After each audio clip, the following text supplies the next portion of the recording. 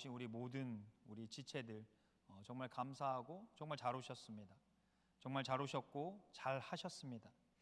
이 시간 오늘 고린도전서 15장 10절 말씀을 가지고 나의 삶을 다스리는 하나님의 은혜란 제목으로 함께 말씀을 증거하며 나가기를 원합니다. 여러분, 우리 삶 가운데 우리는 잘 되기를 원하죠. 잘 서기를 원합니다. 우리 삶이 평탄하기를 원한다라는 것입니다. 그런데 우리가 잘 서고 평탄하게 잘 나아가기 위해서는 우리 반드시 생각해야 될 것이 있습니다. 그것이 무엇이냐면 나는 무엇 위에 서 있는지, 또한 무엇을 동력 삼아 살아가고 있는지, 이것을 생각해야 된다라는 것입니다. 오늘 성경은 이러한 것이 은혜임을, 하나님의 은혜임을 증거하고 있습니다. 하나님의 은혜 위에 서 나아가고 하나님의 은혜로 힘입어 나아갈 것을, 하나님의 은혜를 동력 삼아 나아갈 것을 증거하고 있다라는 것입니다. 이러한 하나님의 은혜로 서 나아갈 때에, 이러한 하나님의 은혜를 힘입어 나아갈 때에 내 삶이 순탄할 수밖에 없고 순적하며 형통할 수밖에 없다라는 것이죠. 굳건히 서 나아가 그 누구도 흔들 수 없고 내 나아감에 거침이 없다라는 것입니다.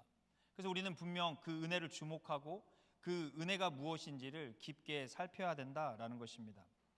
먼저 우리가 생각해 볼 때에 우리는 늘 은혜를 말합니다. 그럼에도 불구하고 여전히 은혜로 살아가지 못하는 우리의 삶이 있다라는 것이죠. 우리가 교회에 출입하면서 무수히 많이 듣는 단어 중에 하나가 뭐죠? 바로 은혜입니다. 은혜를 많이 듣고 은혜를 많이 말합니다. 그런데 이상한 것은 그렇게 은혜를 많이 말하면서도 여전히 내 삶은 늘 불안하고 초조하며 혼자 버티는 그 느낌이 짙다라는 것입니다. 왜 그럴까요? 왜 그럴까요? 이유는 생각보다 단순합니다. 이것은 은혜가 우리 삶 가운데 없어서가 아니라 은혜를 인식하지 못하기 때문이다라는 것입니다. 은혜를 인식하지 못하기 때문에 우리 삶 가운데 그 은혜를 끌어오지 못한다라는 것입니다. 여러분, 은혜란 무엇일까요? 은혜라는 것은 멀리서 내려오는 어떤 힘의 작용이 아닙니다. 내 곁에서 나를 도우시는, 나와 함께 하시는 하나님이 계시다라는 사실을 믿는 것이죠. 그것이 우리 가운데 실상으로 그렇게 인식되어질 때에 우리 삶 가운데 은혜가 주장할 수 있고 은혜가 다스리는 삶으로 나아갈 수 있다라는 것입니다. 그런데 언제나 늘 우리가 생각해 볼 가장 큰 문제는요, 하나님께서 안 계신 것이 아니라, 하나님께서 은혜를 베풀지 않으시는 것이 아니라 우리가 그분을 주목하지 못하는 데 있다라는 것입니다. 그래서 우리가 먼저 은혜를 체감하지 못하는 오늘날의 그리스도인의 모습들을 우리가 함께 살펴볼 필요가 있습니다. 은혜를 누리지 못하는 삶은 그 이유는 늘 그렇습니다. 첫 번째로는 결과에 너무 집중합니다. 잘 되면 은혜, 잘 안 되면 은혜가 없거나 하나님이 함께 하시지 않았다라고 생각하는 것이죠.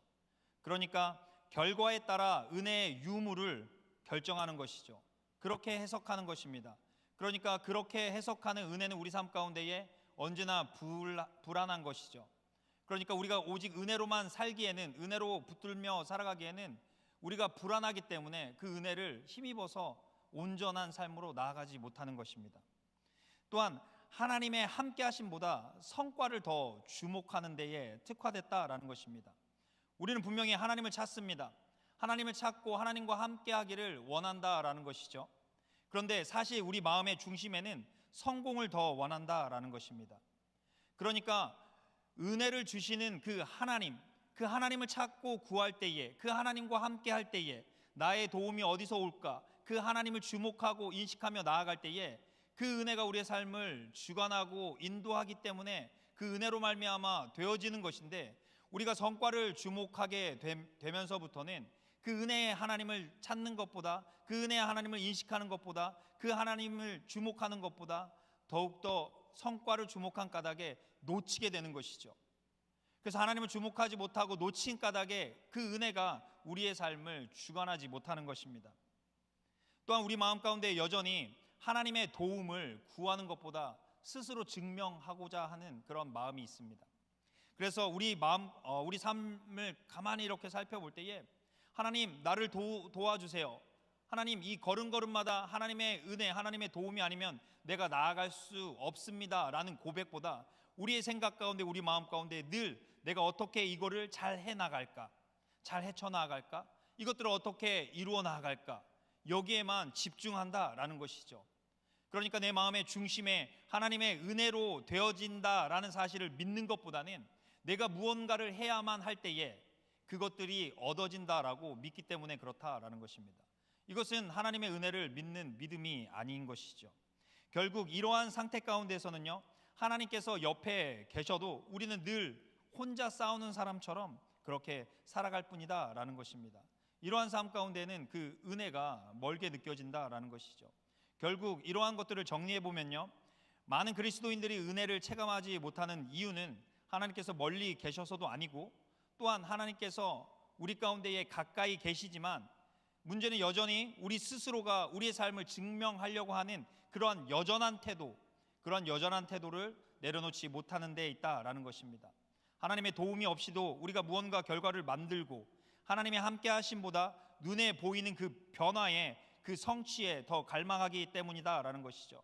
그래서 하나님께서 늘 계시지만 우리 그 하나님을 주목하지 못하고 인식하지 못해 늘 혼자 그렇게 고군분투하며 싸울 뿐이다라는 것입니다. 여러분, 은혜라는 것은요, 다시 한번 우리가 재정의한다면 은혜 플러스 0은 은혜, 이런 공식이죠. 그러니까 그 은혜, 하나님의 도우심, 하나님의 은혜 가운데는 그 어떠한 것도 더할 수가 없다라는 것이죠.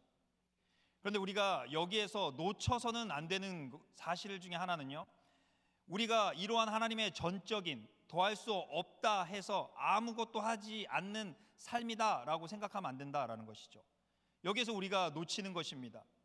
여러분, 우리는 은혜로 살아간다라고 할 때에 아무것도 안 하는 그런 삶으로 나아가는 것이 아니라 우리가 반드시 하나님의 도움이 필요한 존재임을 인식하고요, 또한 그 인식을 통해서 그 하나님을 주목하는 삶으로 나아가는 것입니다.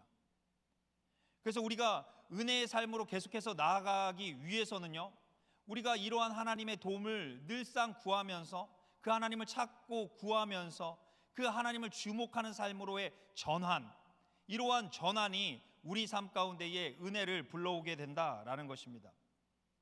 결국 오늘 하나님께서 우리를 이 자리 가운데에서 다시 부르셔서 우리 가운데에 다시 재정립하시고자 하시는 것은, 은혜란 무엇이며 그 은혜란 것은 오직 하나님의 전적인 도움에서 흐르는 것인데, 그 하나님을 다시금 인식하고 주목함으로써의 전환, 이 전환이 우리 가운데 이루어지기 위해서 우리를 이 자리 가운데 불렀다라는 것입니다.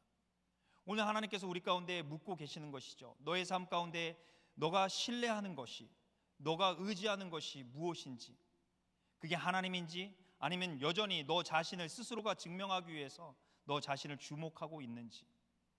여러분, 하나님의 사람이라는 것은, 하나님의 자녀라는 것은요, 하나님으로 증명되는 자인 것입니다. 하나님으로 증명되는 자가 하나님의 사람이고 하나님의 자녀인 것이죠. 결국에 이 모든 것들 가운데에 하나님을 주목함이 그 은혜를 다스리는 삶에 있어서 중요한 키다라는 사실을 우리는 기억해야 된다라는 것입니다. 여기에서 이 성경적인 예를 하나 드려볼까 합니다. 여리고 성과 그 법궤에 관한 건데요. 여러분, 여리고 성에 대해서 우리가 무수히 많이 들었습니다. 그런데 이 여리고 성에 대해서 우리가 하나님 관점에서 올바른 해석으로 들여다봐야지 여리고 성에서의 담긴 하나님의 진정한 의도를 우리가 파악할 수 있다라는 것이죠. 여리고 성은 하나님께서 분명 우리로 하여금 무언가를 보게 하기 위함인 거예요. 주목하게 하기 위함이다라는 것이죠. 우리가 여리고성을 한번 떠올려 볼 때에 여리고성이 우리 가운데 중요한 것은 가나안 땅으로 입성할 때의 첫 전투입니다. 그러니까 첫 단추인 거죠. 가나안 땅에 들어가면서 첫 전투, 첫 단추를 어떻게 끼냐에 따라서 그 이유가 결정되는 것입니다. 그래서 여리고성을 통해서 하나님께서 분명히 꿰고자 하는 그런 인식이 있었어요. 가르치고자 하는 것이 있었다라는 것입니다. 그것은 무엇입니까? 하나님께서 여리고성을 이렇게 함락해 주신다라고 약속하셨을 때에 이스라엘 백성들에게 전략을 세우라라고 말씀하지 않으셨어요. 그 가운데에서 무언가를 준비하라고 하지 않으셨습니다. 하나님께서 법궤를 메라 라고 말씀하셨습니다. 오직 그 법궤를 메고 약속한 그 기한까지 돌라라고 그랬습니다. 그래서 법궤를 메고 돌았다라는 것이죠.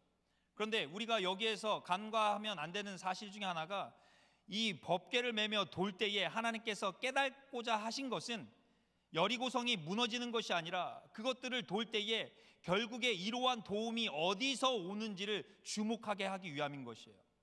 그러니까 법궤를 메면서 그 법궤 가운데 역사하시는 그 하나님을 주목하게 하기 위해서 그 법궤를 메고 돌라라는 것이죠. 그러면 이스라엘 백성들은요, 주목해야 될 것은 그 법궤를 돌면서 여리고성을 돌 때에 그 법궤를 주목했어야죠. 그리고 그 법궤의 의미를 다시금 상고했어야 된다라는 것입니다. 여러분, 법궤에 관한 그 법궤에 대한 그 의미는 무엇입니까? 법궤에 대한 그 포인트는요, 하나님께서 함께 하신다라는 약속인 거예요. 그래서 우리가 사무엘하 6장 2절의 말씀에 보면, 하나님의 궤를 메어 오려 하니 그 궤는 그룹들 사이에 좌정하신 만군의 여호와의 이름으로 이름한 것이다 라는 것이에요. 그러니까 법궤는 단순히 나무 상자가 아니고요, 법궤 가운데에 좌정하사 함께 하시는 하나님의 역사하심이 있다라는 사실이죠. 이것을 정확히 담고 있는 것이 법궤다라는 것입니다. 또한 출애굽기 25장 22절의 말씀에 보면, 거기서는 법궤 언약궤죠. 거기서 내가 너를 만나고 내 명할 모든 일을 내게 이르겠다라고 말씀하고 있습니다. 그러니까 법궤를 메고 나아갈 때에 그 가운데에 만나 주시는 그 하나님을 주목할 수 있죠. 함께 하시는 하나님을 주목할 수 있죠. 그리고 그 하나님께서 친히 우리 가운데에 명할 모든 일을 가르쳐 주신다라는 거예요. 내가 주목해야 될 것이 무엇인지, 내가 힘입어야 될 것이 무엇인지, 너가 나아가야 될 것이 무엇인지, 너가 놓아야 될 것이 무엇인지를 가르쳐 주겠다라는 것입니다. 무엇을 통해서? 법궤를 통해서. 그러니까 이스라엘 백성들은 반드시 법궤를 통해서 하나님을 주목하고 하나님을 의지하는 그런 훈련을, 그러한 법을 그렇게 병행해야 됐다라는 것이죠. 이렇듯 여리고성 함락 사건에서 법궤를 메고 돌라라는 것은 하나님의 의도가 분명했다라는 것입니다. 너희가 싸우는 전쟁이 아닌 내가 너와 함께 걷고 있다라는 사실을 주목하는 것이죠. 그러나 이스라엘 백성들은 어땠습니까? 법궤를 들고 있었죠. 그런데 여전히 여리고성에 무너지는 거에만 집중했다라는 것입니다. 그 가운데서 함께 하신 하나님보다 그 무너지는 그 여리고성에 더 주목했다라는 것이죠. 그러니까 성과가 하나님을 주목함보다 더 앞선 것이죠. 또한 이후의 삶 가운데에서도 이스라엘 백성들의 그러한 중심, 그 이면을 살펴볼 수가 있는데요, 분명 그 법궤를 통해서 역사하신 하나님의 놀라운 그 여리고성, 난공불락의 성이 무너진 놀라운 장면을 경험했죠. 그러면 이후에는 나의 도움이 어디서 올까? 오직 천지를 지으신, 다스리시는, 주관하시는 하나님께로서이다 라는 사실이 깨달아져야 되는 것이죠. 그리고 그걸 붙들고 나아가야 되는데, 이어서 맞닥뜨리게 되는 아이성 전투에서 어땠습니까? 이 사실을 간과해 버렸어요. 하나님의 말씀을 준행하지 않았습니다. 또한 이러한 하나님의 도움을 구하지 않았어요. 아이성을 보니까 수가 얼마 안 되니까 우리가 몇 사람 보내서 함락하면 충분히 함락할 수 있어 라고 자신을 과신하고 자신을 믿게 됐다라는 것입니다. 결국 그들의 이면에는요, 자신들만 주목하게 된 것입니다. 그 결과는 어땠습니까? 하나님의 은혜가 떠나게 되면요, 그 결과는 처참한 것이죠. 처참한 패배였다라는 것입니다. 이것은 오늘날 우리의 모습을 이렇게 비춰보면서 반드시 적용해야 된다라는 것이죠. 이 모습은 정말 우리 모습과 닮아 있다라는 것입니다. 우리가 예배를 드립니다. 하나님 말씀을 읽어요. 하나님 앞에 기도합니다. 하나님을 찬양하죠. 하나님 앞에 감사의 헌금도 예물도 드립니다. 그런데 여전히 우리 마음 가운데에 내 인생이 결국 어떻게 되느냐, 여기에만 관심이 있다면 우리는 하나님을 주목하는 삶에서 놓치게 된다라는 것이죠. 우리가 예배를 드림에 있어서도 이 예배를 통해서 내가 어떻게 이루어질까, 내가 어떻게 성공할 수 있을까, 내가 어떻게 이 세상 가운데서 더 번영할 수 있을까, 여기에만 치중한다면 우리가 이 예배 시간에 함께 하시는 그 하나님을 주목하지 못하는 것이죠. 그리고 그 하나님, 함께 하시는 하나님을 주목하지 못한 까닭에 그 은혜가 우리의 삶을 다스리지 못하게 한다라는 것입니다. 그래서 이 시간 우리는 그 은혜가 무엇인지에 대한 재정립이 반드시 필요합니다. 먼저 재정의를 해야겠죠. 그런 다음에 그 사실을 다시 재정립해야 됩니다. 여러분, 은혜란 무엇입니까? 은혜라는 것은 결국에 곁에서 도우시는 그 하나님, 그 하나님을 의식하는 것입니다. 함께 하시는 하나님을 의식하는 것이죠. 다시 오늘 본문의 이 말씀으로 돌아가서 바울의 고백을 살펴보면 바울이 이렇게 고백합니다. 그러나 나의 나된 것은 다 하나님의 은혜다라는 것입니다. 바울의 이 고백은요, 단순히 과거에 이러한 하나님의 교회를 박해하고 잔해했던, 하나님 뜻에 거스렸던, 하나님 앞에 죄인이었던 삶에서의 용서함, 그 돌이킴, 이것만을 담고 있는 고백이 아니다라는 것입니다. 바울의 이러한 고백 가운데에 가만히 들여다보면요, 여전히 나와 함께 하시는 하나님, 지금도 나와 일하시는 그 하나님, 그래서 나의 모든 삶이 하나님의 은혜임을 고백하는 것이죠. 나의 시작도 하나님의 은혜로 되어졌고, 나의 나아감도 하나님의 은혜로 나아가지는 것이고, 결국에 나의 마침도 하나님의 은혜로 되어진다라는 이러한 바울의 중심을 담고 있는 것이, 그러나 나의 나된 것은 다 하나님의 은혜다라고 고백하는 것입니다. 앞서 그러나에 수식하는 말은요 9절인데, 9절 가운데 바울은 받을 자격이 없는 자에게 도우시는 하나님을 고백하고 있어요. 받을 자격이 없는, 생각지도 못했던 그러한 하나님의 놀라운 그 도움을 받고 그렇게 고백하는 것이다 라는 것입니다. 그러니까 이 고백 안에는요 철저하게 하나님을 의식하고 계속적인 하나님의 도우심을 구하는 그러한 마음이 담겨 있는 것입니다. 여러분, 바울의 서신이 굉장히 많죠. 신약에서의 상당 부분은 바울의 기록했습니다. 바울이 저자죠. 그런데 그 서신들을 이렇게 살펴보면요, 바울은 정말 많은 환난을 겪게 돼요. 숨이 끊어질 것 같은 그런 고통을 겪었다라고 말씀하고 있습니다. 이런 환난과 사역 가운데에서 그는 계속적으로 하나님 앞에 도움을 구해요. 또한 육신이 연약함, 영적으로 그렇게 눌림의 현상이 있을 때에도 여전히 하나님 앞에 나아가서 도움을 구했다라는 것입니다. 그의 삶의 걸음걸음마다, 그의 호흡마다 빼놓지 않고 숨기지 않고 드러냈던 고백은 주 예수여 나를 도우소서였다라는 것이죠. 그의 인생은 하나님의 도움으로 정의된 삶이었다라는 것입니다. 여러분, 따라서 은혜의 삶이라는 것은 하나님, 함께 하시는 하나님을 의식하고 그 함께 하시는 하나님을 주목하는 것입니다.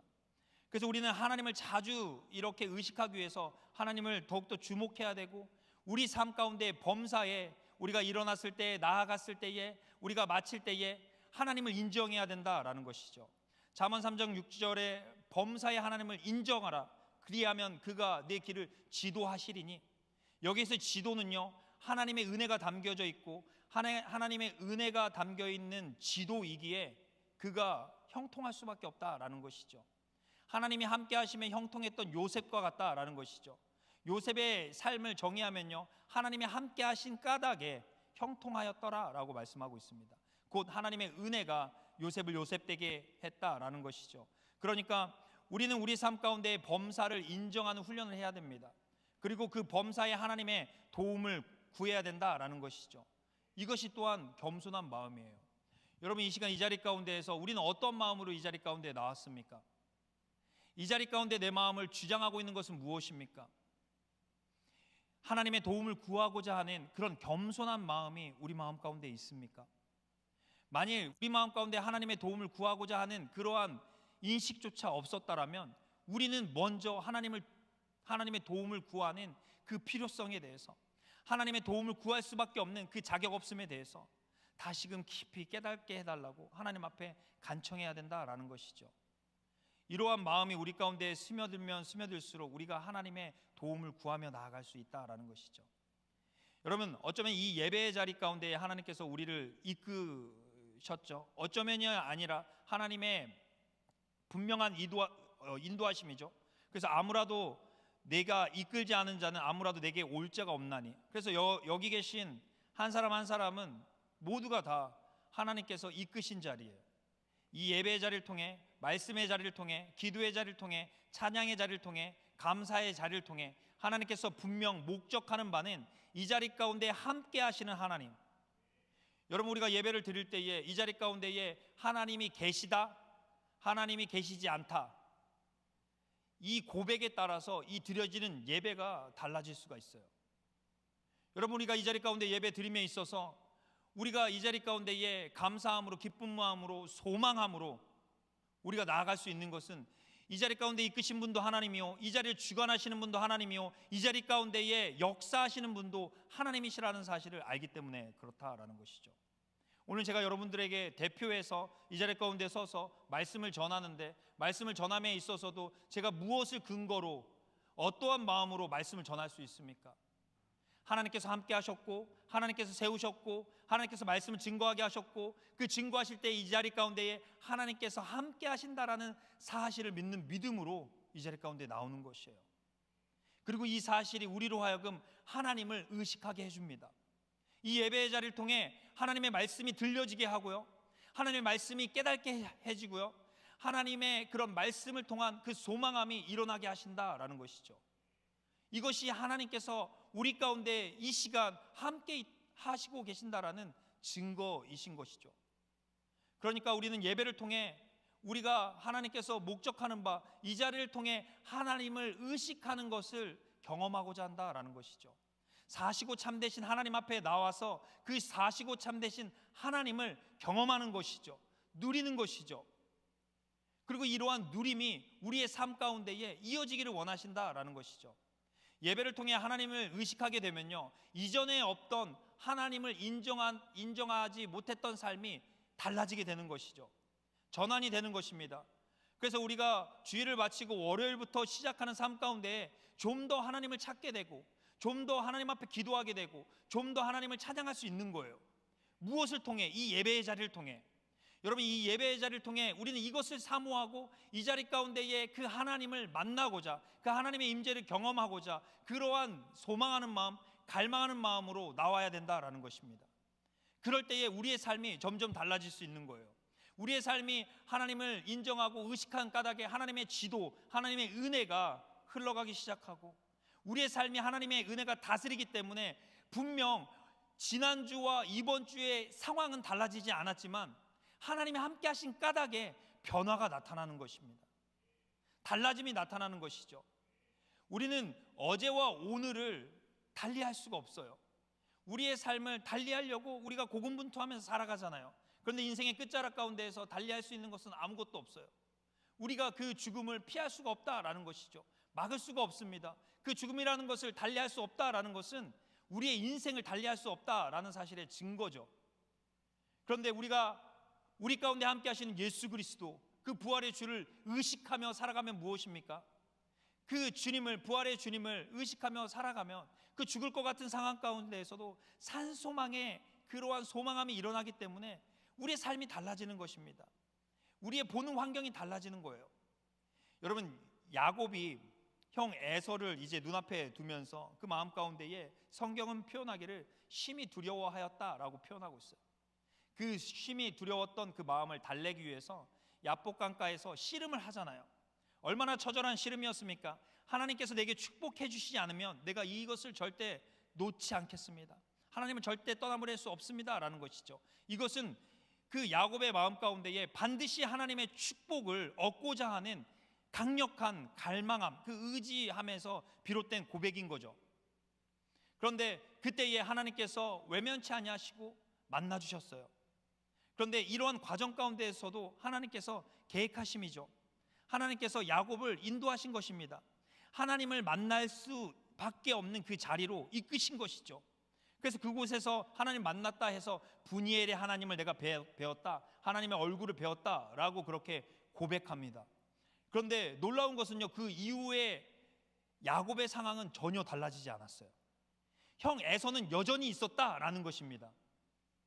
그런데 그곳 가운데에 야곱은 달라졌어요. 어떻게 달라질 수 있었습니까? 하나님께서 함께 하셨기에 달라질 수 있었다라는 것입니다.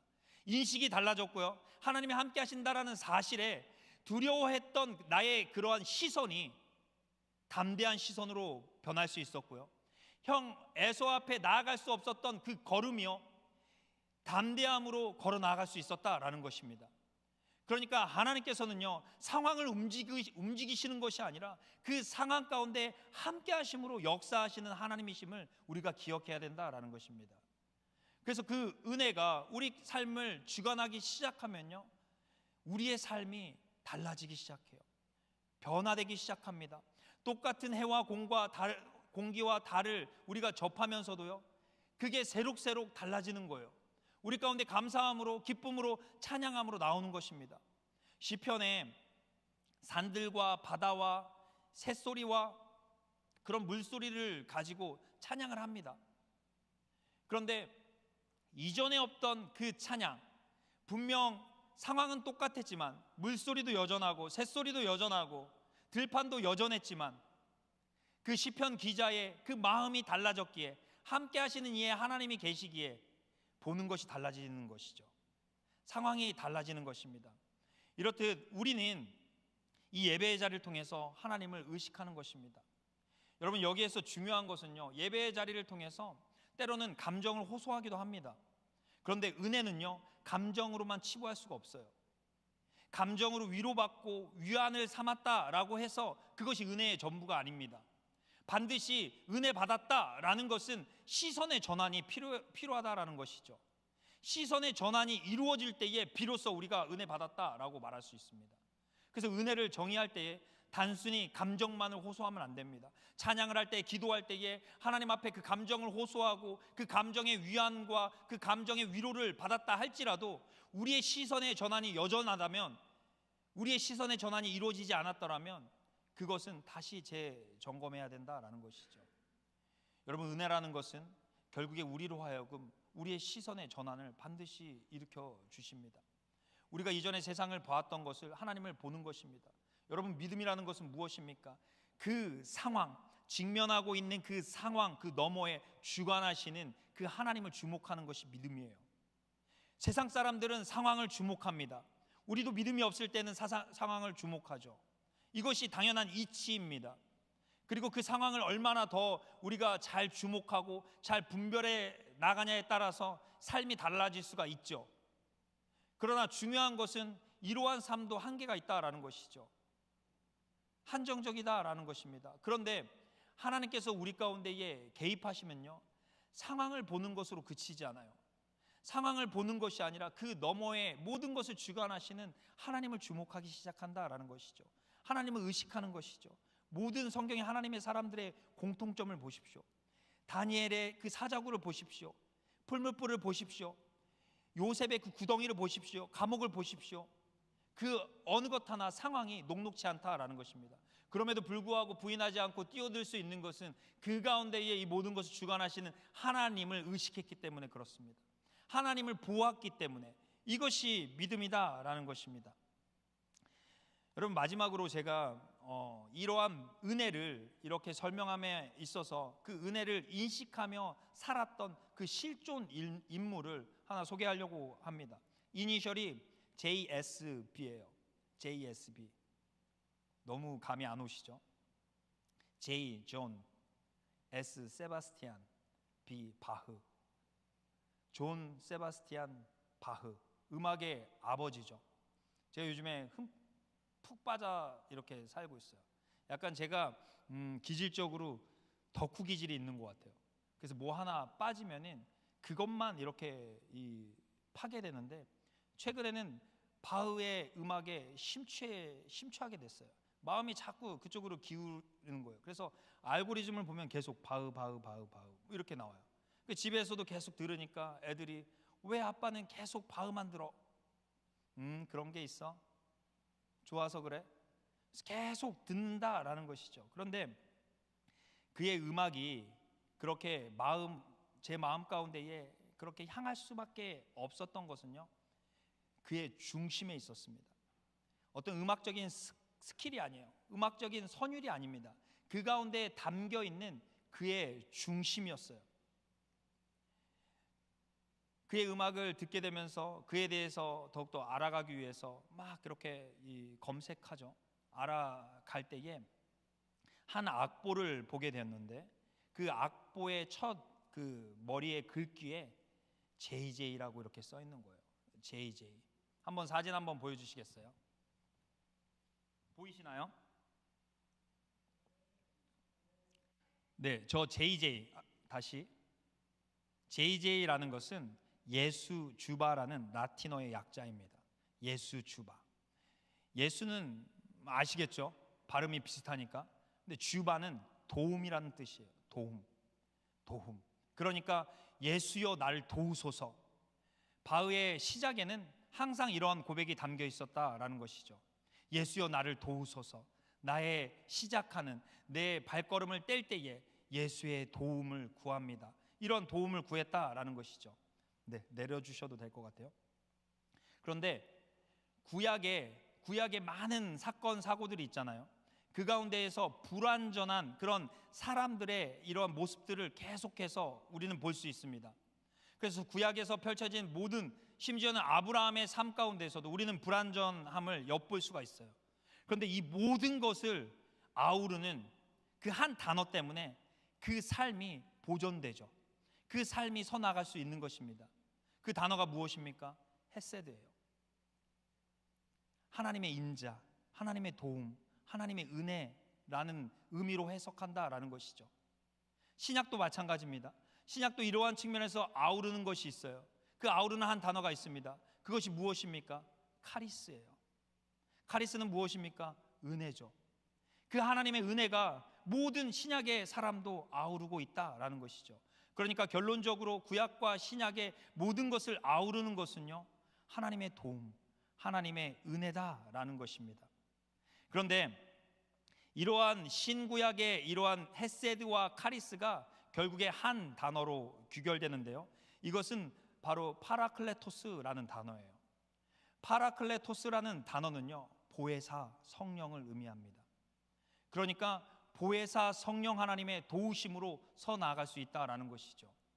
예수님의 제자들이 있었습니다. 예수님의 그 3년의 공생애를 따라다녔어요. 예수님의 주옥 같은 말씀을 들었고요, 그 가운데서 예수님께서 그 말씀에 따른 그러한 놀라운 표적들도 눈앞에서 그렇게 경험했습니다. 얼마나 분명하고 선명합니까? 그렇게 분명하고 선명하게 예수님을 따르며 경험했는데도 불구하고 자신이 그 신앙을 유지하려고 했을 때에 예수님을 철저하게 부인하게 되었죠. 예수님께서 십자가에 죽으시고 자신들의 눈앞에 사라지게 되자 그들의 삶은요, 정확히 옛사람, 옛 고기 잡던 대로 그렇게 회귀했다라는 것이죠.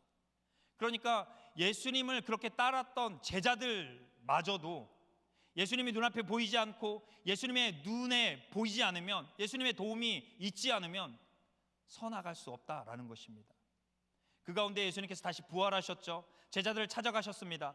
그러면서 제자들에게 당부하신 말씀이 무엇입니까? 이성에 유하여 약속하신 성령을 기다리라라는 것입니다. 왜 약속하신 성령을 기다리라라는 것입니까? 약속하신 성령, 우리의 보혜사 성령이 곁에 서서 우리 가운데 늘 함께 하셔서 우리를 도와주시기 때문에 그렇다라는 것입니다. 여러분, 우리의 섬도, 우리의 나아감도, 우리의 마침도요, 결국에 하나님의 은혜일진데, 이처럼 하나님의 그 보혜사 성령이 우리를 주관하고 우리를 인도하지 않으면 우리가 서 나갈 수 없다라는 것이죠. 그래서 보혜사 성령께서 우리를 채워주시죠. 우리를 더해줍니다. 우리를 세워줍니다. 그리고 함께 짊어지고 함께 버텨지게 하시기 때문에 우리가 계속해서 힘입어 나아갈 수 있다라는 것이죠. 이러한 삶을 걷기 시작하면요, 반드시 입술 가운데에 이러한 고백이 울려 퍼지는데요, 다음 사진 한번 보여주시겠어요? 두 번째 사진. 바흐의 이 마지막 가운데에 이러한 글귀가 있어요. 저 글귀를 보면 SDG라고 이렇게 써 있죠. SDG라는 것은 솔리 데오 글로리아라는 것이죠. 오직 하나님께 영광을 이라는 것입니다. 여러분, 하나님의 은혜를 인식하면서 살아가는 자들의 입술 가운데는요, 모든 것이 하나님의 은혜로 된 것이에, 오늘 바울의 고백과 같이 모든 것이 하나님의 은혜입니다. 모든 영광과 찬송과 존귀를 하나님께 돌립니다라고 고백할 수밖에 없다라는 것이죠. 바흐의 삶 가운데에서는요, 정확히 이러한 삶이 담겨져 있었어요. 이 두 고백이 그의 삶의 전체였다라는 것입니다. 그 인생의 구비구비마다 주 예수여 나를 도와주시옵소서, 이 모든 것은 하나님 앞에 영광 돌립니다, 이러한 고백이 울려 퍼졌다라는 것입니다. 여러분, 이러한 고백은요, 결국 은혜가 다스리는 삶의 구조이다라는 것입니다. 어떻게 알 수 있습니까? 성경의 모든 하나님의 사람들, 오늘 우리가 논하고 있는 바울 역시도 늘 그 시작과 끝이 하나님의 도우심을, 모든 영광을 하나님께 돌림에 이 고백이 항상 뒤따랐다라는 것입니다. 오늘 우리는 이 자리 가운데 은혜가 우리의 삶을 주관하고 다스리기 위해서는 이 두 고백이 우리 삶 가운데에 회복되어져야 된다라는 것이죠. 날마다의 삶 가운데 이 고백으로 드려질 때에 비로소 그 은혜가 우리를 주관하기 시작하고 그 은혜가 우리의 삶을 다스리게 된다라는 것입니다. 말씀을 정리하겠습니다. 여러분, 말씀을 통해서 우리는 한번 생각하기를 원합니다.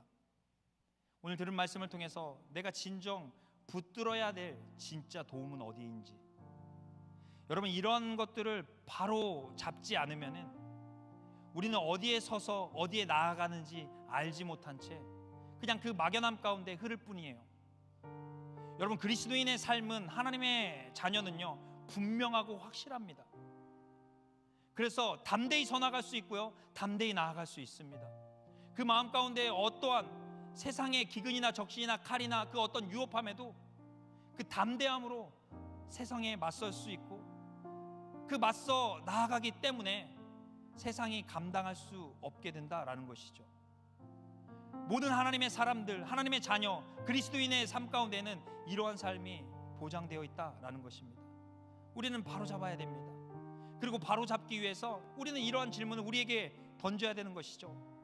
나는 무엇을 붙들고 있는가? 내 마음을 들여다봐야 된다라는 것이죠. 나의 삶의 동력은 성공인가? 아니면 하나님께서의 함께 하심인가? 나는 결국에 결과만을 추구하고 구하면서 하나님 앞에 나아가고 있는지, 아니면 내 걸음걸음마다 내 시선의 전환을 통해서 하나님을 주목하고 나아가고 있는지. 여러분, 우리는 우리의 인생이 잘 풀리는 것이 우리의 인생의 잘됨이 아닙니다. 이것이 목적이 돼서는 안 돼요. 내 인생 가운데 내가 누구와 함께 하고 있는지, 내가 함께 걷고 있는 자가 누구인지, 내가 그 하나님을 붙들고 있는지, 이 사실이 우리 삶 가운데 중요한 것입니다. 내가 어딜 가든지 무엇을 하든지 무엇을 소유하고 있든지 내 하나님 한 분과 함께 있다면 그 하나님의 은혜가 우리의 삶을 아우르고 주관하게 된다라는 것입니다. 오늘 우리 마음 가운데에 하나님께서 다시금 회복되어지고자 하는 고백이 있습니다. 주 예수여 날 도우소서. 우리가 인생의 삶을, 그 다음을 내딛기 전에, 우리가 예배 마치고 저 문을 나서기 전에 우리 마음 가운데에 주 예수여 나를 도우소서. 예수님의 도움이 아니고서는 내가 걸어나갈 수 없사오니 내 마음 가운데에 이러한 고백이 회복되어지게 해달라고, 이러한 간구함이 이 시간 우리 가운데에 요구되어진다라는 것입니다. 그리고 이러한 고백은요, 반드시 우리의 걸음걸음마다 함께 하시는 은혜가 있기에 모든 영광을 하나님 앞에 돌리며 나아갈 수 있는 것입니다. 이러한 고백이 우리 삶을 주장하고 울려 퍼져 하나님의 은혜로 내 삶을 규정하고, 하나님의 은혜가 내 삶을 다스리고 통치하며 그 은혜의 삶이 무엇인지를 우리가 세상 가운데에 드러나 나타내 보일 수 있는, 그래서 세상 사람들이 볼 때에 하나님의 은혜가 참이로구나, 하나님의 은혜의 사람이 이런 것이구나, 내가 믿는 하나님 나도 믿어야겠다, 이러한 증거가 우리 삶 가운데 펼쳐질 수 있는 저와 여러분이 되기를 주님의 이름으로 축원합니다.